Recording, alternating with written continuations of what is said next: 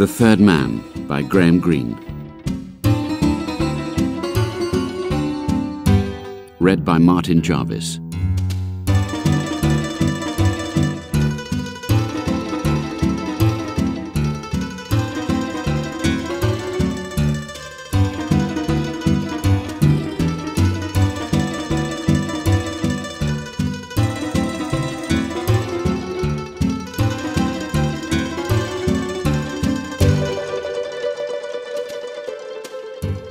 One never knows when the blow may fall.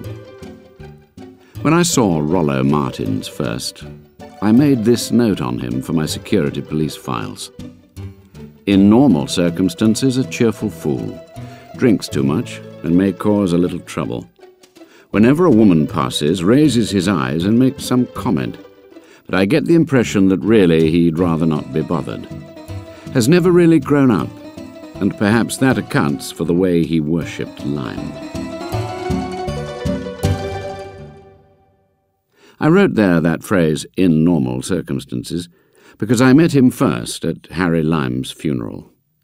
It was February, and the gravediggers had been forced to use electric drills to open the frozen ground in Vienna's central cemetery. It was as if even nature were doing its best to reject Lime, but we got him in at last, and laid the earth back on him like bricks.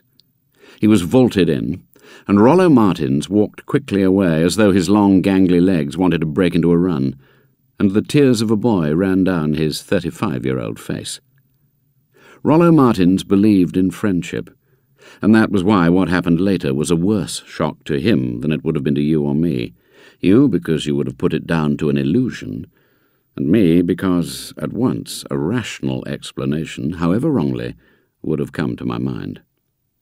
If only he had come to tell me then, what a lot of trouble would have been saved. If you are to understand this strange, rather sad story, you must have an impression at least of the background.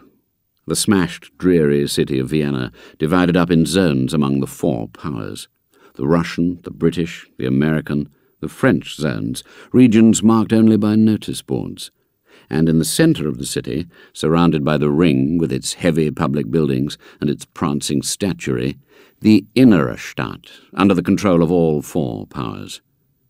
In this once fashionable inner city, each power in turn, for a month at a time, takes, as we call it, the chair, and becomes responsible for security.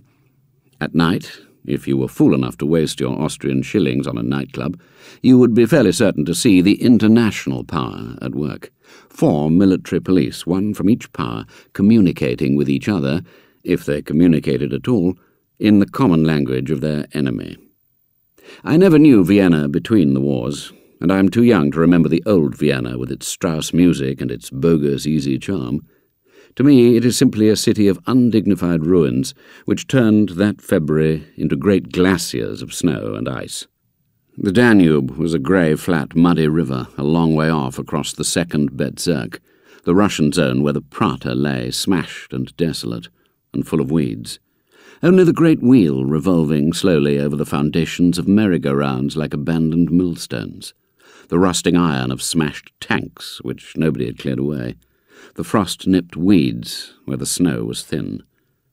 I haven't enough imagination to picture it as it had once been, any more than I can picture Sacher's Hotel as other than a transit hotel for English officers, or see the Kärntnerstrasse as a fashionable shopping street, instead of a street which exists, most of it, only at eye level, repaired up to the first story.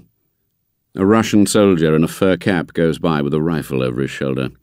A few tarts cluster round the American Information Office, and men in overcoats sip ersatz coffee in the windows of the old Vienna. At night, it is just as well to stick to the inner city, or the zones of 3 of the powers, though even there the kidnappings occur. Such senseless kidnappings they sometimes seem to us. A Ukrainian girl without a passport, an old man beyond the age of usefulness. Sometimes, of course, the technician, or the traitor. This was roughly the Vienna to which Rollo Martins came on February the 7th last year. I have reconstructed the affair as best I can from my own files and from what Martins told me. It is as accurate as I can make it. I've tried not to invent a line of dialogue, though I can't vouch for Martin's memory. An ugly story, if you leave out the girl. Grim and sad and unrelieved, if it were not for that absurd episode of the British Council lecture.